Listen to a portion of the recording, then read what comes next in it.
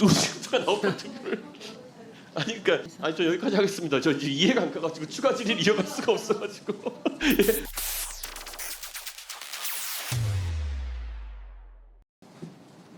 예. 예, 오늘 출석해준 세 분 중에서 31일 회의에 배석했던 분 누구시죠? 저하고 기획조정관입니다. 그럼 두 분께 제가 한번 여쭤보고 싶은데요. 이날 그러니까 이게 저도 뭐 공천이나 이런 거 당해서 해보고 이러면은 사실 80명 정도 된 지원자들을 뭐 30명, 50명씩 된 지원자들을 추리는 과정 자체가 사실 회의를 진행하는 사람마다 스타일이 조금씩 다릅니다. 네, 그래서 어떤 사람은 이 사람은 절대 안 돼서 하나씩 제껴가면서 보는 경우도 있고요. 누구는 이 사람이 절대 돼야 되라는 방식으로 접근하는 방법도 있고요. 압축이 어떤 식으로 진행되는지 혹시 김영관 조정관님이 어떻게 기억하고 계십니까? 배제 방식입니까? 아니면은 뭐 위원장님께서 먼저 이분이 좋겠다 이렇게 나오셨습니까? 투표를 통해서 결정하는 방식으로 진행을 했습니다. 두 명이 투표한다고요? 네, 두 표 받거나 한 표 받거나 한 표 받거나 이렇게 갈랐다고요? 그렇습니다. 그 투표가 어떻게 진행되는가 좀 설명을 해주십시오. 예를 들어서 말씀드리면 그 박문진의 경우에 예. 9분 원래 9분을 이제 예. 선임을 해야 되니까요. 예. 그 두 분이서 9명씩 투표를 해서 예. 투표를 받으면 선임하는 방식으로 했습니다. 그러면 9명을 그 위원장님이 9명의 세트를 하나 추천하시고 부위원장이 9명의 세트를 하나 추천하시고 이렇게 했단 말입니까? 그러니까 전체 대상자가 있는 용지에서 예. 그 투표를 하는 방식으로 그렇게 했습니다. 그러면은 두 분이 각각 9명씩 골랐다는 얘기잖아요. 그렇습니다. 그러면 그 9명이 일치했습니까? 아니면 불일치가 있었습니까? 그 일치하는 경우도 있고 일치하는 경우에 이제 투표를 받는 거니까요. 아니 전반적으로 저는 이거를 기업에서 이런 식으로 사람을 뽑는 경우가 있을까요? 저는 이렇게 해서 9명씩 교차해서 제가 공천도 해보고 미스코리아 심사도 해보고 다 해봤는데 이건 처음입니다. 제가 봤을 때는.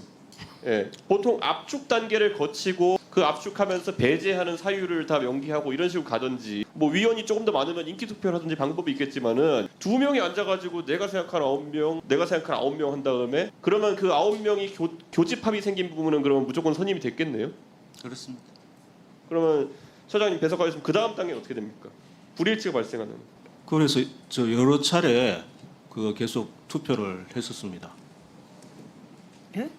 여러 차례 9명을 계속. 예, 9명을 계속 여러 차례 했는데 결국은 이제 계속 이제 뭐가 이 9명까지 다 선정이 안 돼서 그래서 일단 종료를 하고 6명을 했습니다. 그렇게 했었습니다. 그게 몇 라운드 정도 진행됐습니까? 그러면 그게 꽤 뭐 한 7, 8차례 계속 진행이 됐던 걸로 기억합니다.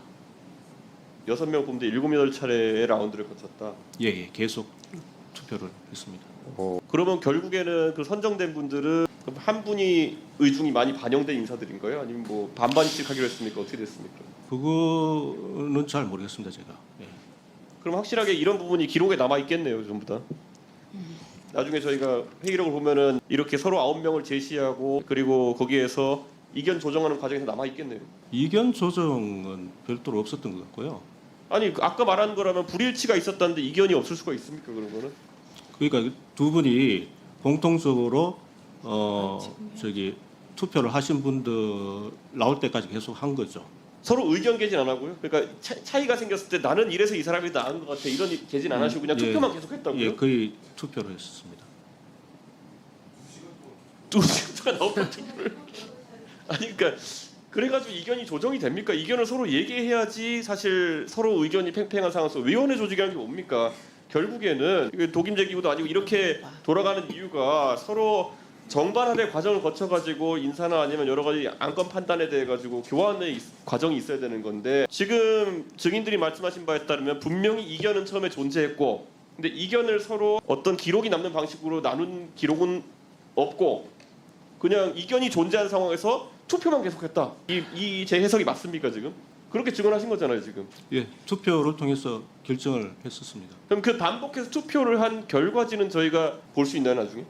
그게 이게 무슨 뭐 둘이 어디 투표함에 넣고 개봉하고 이런 게 아니라 그냥 서로 공유해가면서 나는 이 사람들 너는 이 사람들 이렇게 했을 거 아닙니까? 아 그렇게 하지 않았습니다. 그렇게 하지 않았습니다. 또 어떻게 한 겁니까 투표는? 투표 용지를? 아 근데 예전에도 그렇게 뭐 한 적이 있었던 거 아닌가 모르겠습니다. 예, 예, 예 맞습니다. 예, 예. 맞습니다. 예, 예, 예, 예. 예. 그 투표용지에 이제 도장을 찍는 거죠. 이렇게. 예.